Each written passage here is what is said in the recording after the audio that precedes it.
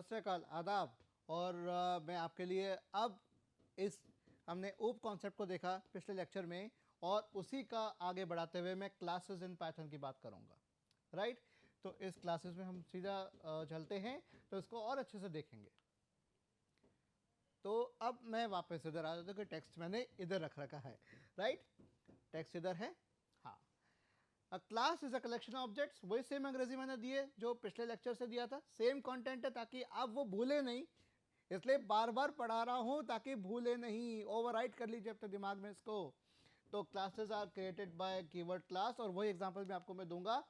तो क्लास को किस तरह से क्रिएट किया जाता है, कुछ इस प्रकार से किया जाता है। ये सिंटैक्स है, ये क्लास का सिंटैक्स है। तो क्लास नाम का ये कीवर्ड है, राइट, ये क्लास का नाम है, और ये क्लास का नाम आपका आइडेंटिफायर का जो रूल्स हैं वही फॉलो करेगा।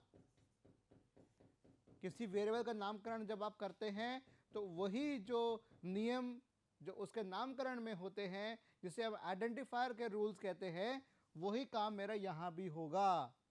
और मैंने देखिए स्टेटमेंट 1 से लेकर स्टेटमेंट n तक, चूंकि ये कोलन लगा हुआ है, कोलन लगने के बाद इंडेंटेशन होके आएगा, तो हमारे कोई मल्टीपल स्टेटमेंट्स हमारे कुछ इस प्रकार आ सकती हैं। तो ये आप एक बार इसको ध्यान से देख लीजिए, ये क्लास का सिंटैक्स है, क्लास को लिखा जाता है ऐसे। और ये किस में हम बात कर रहे हैं, पाइथन की बात करें, राइट, पाइथन की हम बात कर रहे हैं, हम सी प्लस जावा की बात नहीं कर रहे, हम पाइथन की बात कर रहे हैं। चलिए और देख लेते हैं। ये बहुत ही बड़ा आपको दिख रहा होगा, राइट, इतना क्लियर होगा तो मजा आ जाएगा आपको देख के, right, will enjoy. Python 3 program to demonstrate defining a class, right. तो class dog, class pass, right, pass हमने किया, मैंने आपको बताया हुआ आई थिंक पास के बारे में, ब्रेक, कंटिन्यू, पास। पास एक सिर्फ प्लेस होल्डर है जो सिर्फ कुछ नहीं करेगा, वो संभाल के रखेगा। अगर मैं ये ना करता या ब्रेक या कंटिन्यू रखता तो ये से मेरा कुछ एग्जिट हो सकता था, लेकिन मैंने यहाँ पर पास रखा कि भाई मैंने पाइथन को ये कह रखा है कि पाइथन साहब मैंने ये क्लास नाम डॉग नाम की क्लास बनाई है, इसका मैं अभी फ़िलहाल इस्तेमाल नहीं करूँगा, इसका मैं अभी इस्तेमाल नहीं करूँगा, आप इसको संभाल के रखिए। तो पाइथन कहता है कि आप क्यों चिंता करते हैं यूज़र साहब, आप इसका जो डेफिनेशन आप जो भी डिफाइन कर रहे हैं, आप उसमें पास स्टेटमेंट लिख दीजिए, मैं समझ जाऊंगा कि आप अपने आप इसको बाद में आके देखेंगे, राइट। तो ये हो गया मेरा क्लास की डेफिनेशन। तो पाइथन 3 प्रोग्राम छोटा सा ही है। सेम चीज इसको हम और अच्छे से देख लेते हैं। देखिए वही वाली मैंने बात बताई थी, देखिए attribute mammal, right, def underscore double underscore init double underscore self मेरा क्या था, पहला पैरामीटर है जो जरूरी है देना, रिक्वायर्ड है, उसके बिना काम नहीं बनने वाला। नेम मैंने यहीं पर नाम दे दिया, एक वेरिएबल का नाम दे दिया, ये वेरिएबल मैंने कहीं डिक्लेयर नहीं किया, ये वेरिएबल तब डिक्लेयर होगा, ये वेरिएबल तब बनेगा जब इस क्लास डॉग का ऑब्जेक्ट क्रिएट होगा। देखिए मैं यहां पर मेंशन कर देता हूं, देखिए मैं क्या कह रहा हूं, ये जो वेरिएबल है, राइट, ये जो वेरिएबल है, ये जो एट्रीब्यूट है तब बनेगा, ये एट्रीब्यूट भी इसको जगह तब मिलेगी जब क्लास ऑब्जेक्ट डिक्लेयर होगा।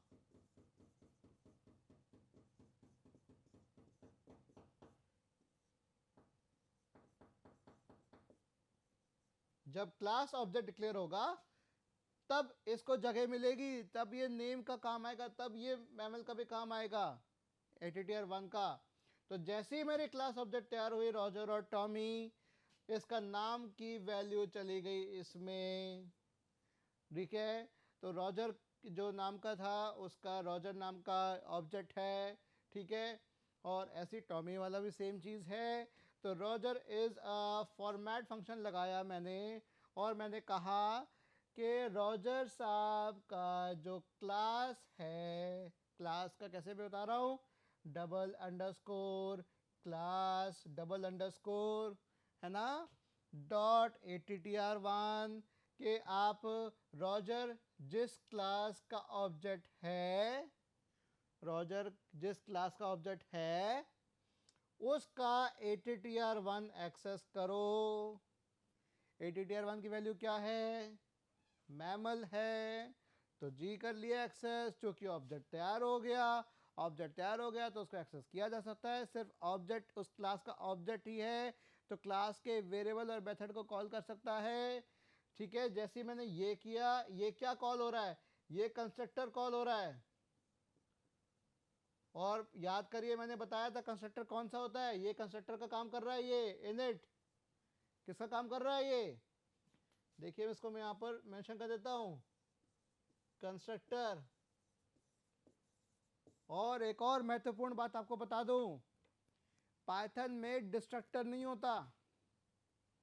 जैसे ही ये प्रोग्राम चल रहा है, जब तक चल रहा है तब तक चल रहा है। जैसे ही आपने आईडीएलई के सेशन को या किसी भी स्पाइडर, जुपिटर, किसी के सेशन को भी आपने बंद कर दिया, तब ये पूरा का पूरा हटा दिया जाता है, डिलीट हो जाता है, खत्म हो जाता है।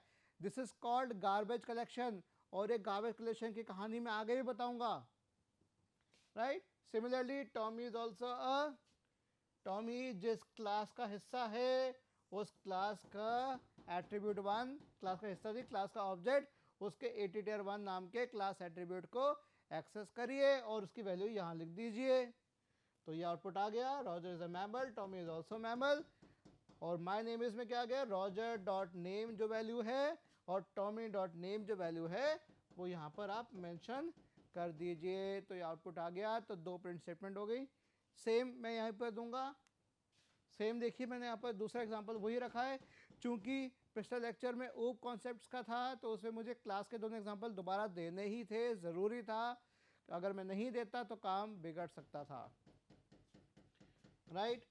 बिना एग्जाम्पल के आप नहीं पढ़ पाएंगे, भले ही वो एग्जाम्पल रिपीट हो रहा हो लेकिन वो बहुत ही महत्वपूर्ण है। अगर रिपीट कर रहा हूँ तो बहुत महत्वपूर्ण है, ये आपको भी करना चाहिए। जितनी बार आप प्रोग्राम को एग्जीक्यूट करेंगे उतनी बार ही आपके लिए सफलता आएगी। और my name is format self name, same चीज़ आ गई। तो Roger, right, Tommy, speak, speak नाम के मैंने अलग एक मेथड क्रिएट कर दिया, राइट। और वो मेथड का मैंने यहाँ पर आउटपुट यहाँ पर आ गया। इसका दोनों का स्पीक का आउटपुट कुछ इस तरीके से आ गया, राइट। तो ये दो एग्जांपल्स है आपके क्लास के। और देखते हैं, अब बात करते हैं डॉक स्ट्रिंग की। देखो ये दिख रहा है आपको clearly, class my new class नाम के एक ये नामकरण किया हुआ माय न्यू क्लास, ठीक है। अच्छा, आपको भी एक चीज़ यहाँ ध्यान देने में दिख रही है, माय न्यू क्लास मैंने यहाँ पर लिखा है ना। इसमें M कैपिटल है, N कैपिटल है और C कैपिटल है। ये चीज़ है क्या, इसे कहते हैं, इसे ये इस तरह की केसिंग है, हमारी टाइप केसिंग है इसको कहेंगे, ठीक है। और ये मिक्स्ड केस हो गया आपका, कि आपका ये कैपिटल है, ये कैपिटल है और ये कैपिटल है। इसकी मैं आपको और अगले लेक्चर में बताऊंगा कि इस केसिंग को हम क्या कहते हैं, ठीक है। अभी फिलहाल मैं नहीं बता पा क्योंकि मैं आपको गलत नहीं बताना चाहता। तो इस तरह की केसिंग को हम आगे और डिस्कस करेंगे क्लास के इसमें, राइट। तो ये डॉक स्ट्रिंग है और मैंने यहाँ पर क्रिएट अ न्यू क्लास। तो ये डॉक स्ट्रिंग बनाई हुई है, जैसे मैंने फंक्शन में डॉक स्ट्रिंग बताया था आपको, ठीक उसी की तरह। और यहाँ पर पास, तो अगर मैं हेल्प फंक्शन कॉल करूँगा, हेल्प, और इसके अंदर मैं यहाँ पर लिख दूंगा कि माय न्यू क्लास हेल्प से पूछूंगा तो उसका आउटपुट क्या आएगा, यही आउटपुट आएगा, this is a doc string, I have created a new class. A class creates, बहुत महत्वपूर्ण बात बता रहा हूँ, a new local namespace. A class creates a new local namespace where all its attributes are defined. सभी के attribute defined होते हैं और attributes में भी data और functions। और इस namespace की कहानी हमने C++ में भी देखी हुई है, Java में भी देखी हुई है। लेकिन namespace एक्चुअल में है क्या, इसको आपके लिए पहली बार हिंदी में बताऊंगा मैं। वाला देखिए, कोई भी पाइथन प्रोग्राम ढेर सारे मॉड्यूल्स का कलेक्शन होता है, राइट, जो कि इंपोर्ट स्टेटमेंट द्वारा आपस में लिंक होते हैं। कहा था इंपोर्ट करते हैं अपन, और प्रत्येक मॉड्यूल फाइल, ठीक है, वेरिएबल्स का एक पैकेज होता है। हर मॉड्यूल फाइल्स और पैकेज, मॉड्यूल फाइल वेरिएबल्स का एक पैकेज है जिसको हम इंपोर्ट के द्वारा पाइथन प्रोग्राम में इंपोर्ट कराते हैं। और इसी मॉड्यूल को जिसे नेम स्पेस के नाम से जाना जाता है। तो जो भी आप इंपोर्ट करते हैं उसे आप मॉड्यूल भी कहेंगे, उसे आप नेम स्पेस भी कहेंगे। और सरल शब्दों में और कहें तो और सरल शब्दों में कहूं आपके लिए कि प्रत्येक module, each module has self contained, it's a self contained name space होता है, एक सेल्फ कंटेन्ड नेम स्पेस है, खुद में है, सेल्फ सफिशिएंट है, खुद में संतुष्ट है कह सकते हो, है ना। ये आत्मसंतुष्ट है नेम स्पेस, एक मॉड्यूल आत्मसंतुष्ट नेम स्पेस है, होता है, क्योंकि एक मॉड्यूल फाइल किसी दूसरी मॉड्यूल फाइल में डिफाइंड नेम्स को, दो बार आ गया, तब तक एक्सेस नहीं कर सकता जब तक कि वह दूसरी फाइल को एक्सप्लिसिटली, मतलब कराना पड़ रहा है, अलग से एफर्ट डाल के कराना पड़ रहा है, इंपोर्ट स्टेटमेंट द्वारा इंपोर्ट ना कर ले। ठीक है, अगर एक मॉड्यूल में कोई फंक्शन वेरिएबल कुछ है और उसको दूसरे वेरिएबल के चाहिए तो उस दूसरे को भी कॉल करना पड़ेगा। ये कहता है कि मैं मॉड्यूल में अपने कलेक्शन में जो वेरिएबल्स हैं, जो फंक्शंस हैं, उनका मैं जिम्मेदारी लेता हूँ, लेकिन जो दूसरे मॉड्यूल में होगा उसकी जिम्मेदारी मैं नहीं ले सकता। तो उन्हीं मॉड्यूल्स को जो इंपोर्ट स्टेटमेंट के द्वारा पाइथन प्रोग्राम में इस्तेमाल किया जाता है उसी को हम कहते हैं नेम स्पेस। आपने C++ में देखा होगा, यूजिंग नेम स्पेस std, जो आपका C++ में सी इन और सी आउट है, सी इन और सी आउट, ये दोनों ऑब्जेक्ट्स है, कंसोल इन कंसोल आउट, वो किस नेम स्पेस का हिस्सा है? std का हिस्सा है। अगर आप ये नहीं देंगे तो आपको हर बार std डबल डॉट या दो कोलन लगा के सी इन या सी आउट ऐसे करना पड़ेगा। तो वही नेम स्पेस की कहानी मैं आपको यहाँ पर बताने का प्रयास कर रहा हूँ। कैसा लगा मेरा प्रयास, बिल्कुल बताइएगा जरूर कमेंट सेक्शन में। एक और आपके लिए लेकर आया, देखिए क्लास एग्जांपल। ये पर्सन क्लास है, मैंने कहा था पर्सन का एग्जांपल दूंगा। एज इक्वल्स टू 10 और ग्रीट हेलो। ठीक है, तो पर्सन डॉट एज आउटपुट क्या आना चाहिए? 10। देखिए इसका आउटपुट देखिए, मैंने मेंशन कर दिया। ठीक है, अगर आउटपुट है फंक्शन पर्सन डॉट ग्रीट, इसका आउटपुट क्या आएगा? ग्रीट का। चूंकि मैंने यहाँ पर ग्रीट को कॉल किया है लेकिन ग्रीट फंक्शन को नहीं किया, ग्रीट किया है, फंक्शन को मैंने कॉल नहीं किया है, ये फंक्शन नहीं है। ग्रीट एक ऑब्जेक्ट है, ऑब्जेक्ट एक नामकरण है, किसका? फंक्शन का नामकरण है। ठीक है, तो एक फंक्शन, उसे बता दें कि भाई साहब आप जो कॉल कर रहे हैं या आप जो पूछ रहे हैं ये फंक्शन है पर्सन डॉट ग्रीट, उसका एड्रेस ये रहा। This is the location, memory location guys, person dot double underscore doc. Doc string access करने का तरीका ये भी है, एक और तरीका है, this is a person class. देखिए मैंने यहाँ पर दिया है डॉक स्ट्रिंग, आप हेल्प द्वारा भी कर सकते हैं, आप इस तरह से भी कर सकते हैं, राइट। तो ये हो गया मेरा क्लासेस इन पाइथन लेक्चर 26 का, ये बेहतर मैं आपका एग्जांपल दे रहा हूँ। अब बात करते हैं कंस्ट्रक्टर्स इन पाइथन की। ठीक है, कंस्ट्रक्टर्स पाइथन में आपको बताया हुआ है इनिट के द्वारा होता है और डबल अंडरस्कोर के द्वारा किया जाता है, उनको हम कहते हैं स्पेशल फंक्शंस, राइट। और इस तरह के जो फंक्शंस होते हैं जिनको हम कंस्ट्रक्टर्स भी कहा जाता है इन ऑब्जेक्ट ओरिएंटेड प्रोग्रामिंग, और हम इसका इस्तेमाल आमतौर पर इसका इस्तेमाल हम करते हैं इनिशियलाइज करने में सभी वेरिएबल्स को। तो कंस्ट्रक्टर कंस्ट्रक्ट करता है, राइट। लीजिए आपके लिए और बेहतरीन एग्जांपल आ गया कॉम्प्लेक्स नंबर का। आई थिंक आपको क्लियर दिख रहा होगा। देखिए double underscore init complex number नाम की क्लास है, इसमें मैं यहाँ पर सेल्फ r इक्वल टू 0 और i इक्वल टू 0, r और i में यहाँ से लूंगा, वैल्यू लूंगा 2 + 3, इसको सिर्फ क्या करना है? डिस्प्ले करना है, फॉर एफ स्ट्रिंग के द्वारा डिस्प्ले करना है, रियल की वैल्यू क्या है और इमेजिनरी वैल्यू क्या है, और j लगा देगा। क्योंकि पाइथन प्रोग्रामिंग या कोई भी प्रोग्रामिंग लैंग्वेज में आपका आयोटा नहीं आता। नॉर्मली हम कॉम्प्लेक्स नंबर में आयोटा की बात करते हैं, राइट, इमेजिनरी पार्ट जो होता है, लेकिन यहाँ पर वो जे से रिप्रेजेंट होता है। तो उसको से रिप्रेजेंट करेगा। तो जो भी वैल्यू यहाँ पर मैं दूंगा वो आर आई में जाएगी। अगर मैं कुछ नहीं दूंगा तो ये क्या है, मेरे डिफॉल्ट वैल्यूज है। डिफॉल्ट पैरामीटर आपको बताया था मैंने, डिफॉल्ट कीवर्ड या पैरामीटर मैंने आपको बताया था, कीवर्ड आर्गुमेंट और डिफॉल्ट आर्गुमेंट, ये आपको फंक्शंस में बताया था मैंने, राइट। तो सिमिलरली यहाँ पर num1 डॉट गेट डेटा, पहले हमने num1 नाम का ऑब्जेक्ट क्रिएट कर दिया कॉम्प्लेक्स नंबर क्लास का। जैसे कॉम्प्लेक्स नंबर क्लास ये ब्रैकेट दे दिया, इसका मतलब इनिट कॉल हो जाएगा। जैसे क्लास के नाम से मैं ब्रैकेट शुरू करूंगा, इसका मतलब क्लास के नाम का जो फंक्शन है वो क्या है, इनिट है। ठीक है, तो एक कंस्ट्रक्टर हुआ हमारा, 2 और 3 मैंने वैल्यू दी, तो r की वैल्यू 2 और i की वैल्यू 3, तो आउटपुट क्या आएगा मेरे पास, 2 + 3j, राइट। और num1 डॉट गेट डेटा, ठीक है। सिमिलरली कॉम्प्लेक्स नंबर का भी है, गेट डेटा करूंगा तो मुझे आउटपुट दे दिया, गेट डेटा करके ही आउटपुट दे दिया। अगर num2 मैंने एक ऑब्जेक्ट क्रिएट किया, create another complex number object, create a new attribute, yes मैं नया एट्रीब्यूट क्रिएट कर रहा हूँ, डॉट attr नाम का नया एट्रीब्यूट क्रिएट किया, उसकी वैल्यू मैंने यहाँ पर दे दी 10। देखिए, तो मैं बाहर भी, क्लास के बाहर भी किसी भी क्लास का ऑब्जेक्ट क्रिएट कर सकता हूँ, अलग से कर सकता हूँ ऑब्जेक्ट तो क्रिएट भी, प्लस उस ऑब्जेक्ट से नया एट्रीब्यूट भी बना सकता हूँ मैं, उस क्लास का नया एट्रीब्यूट बन जाएगा, राइट। और वो एट्रीब्यूट सिर्फ इसी को जवाबदेह होगा, इसी को आंसरेबल होगा।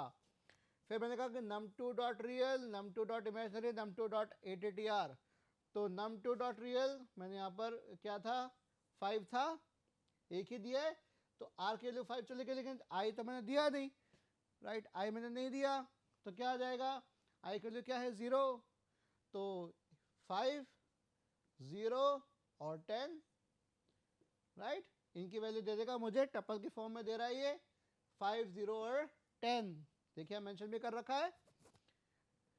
लेकिन जो num1 है वो उसके पास नहीं है एट्रीब्यूट attr किसके पास है, num2 के पास है। वो कहता है यार मैंने ऑब्जेक्ट क्रिएट किया, मैंने एट्रीब्यूट क्रिएट किया है, num1 तुमने नहीं किया, मैं num2 मैं ही हैंडल करूंगा attr को, ठीक है। तो नो एट्रीब्यूट attr, जब मैंने ये करने का प्रयास किया, तो देखिए उसकी पूरी कहानी यहाँ पर लिखी हुई है, इस कहानी को पूरा ध्यान से देख लीजिए क्या लिखा हुआ है।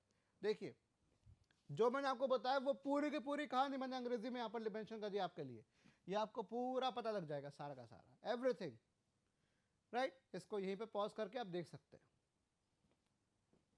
हैं। Good, great.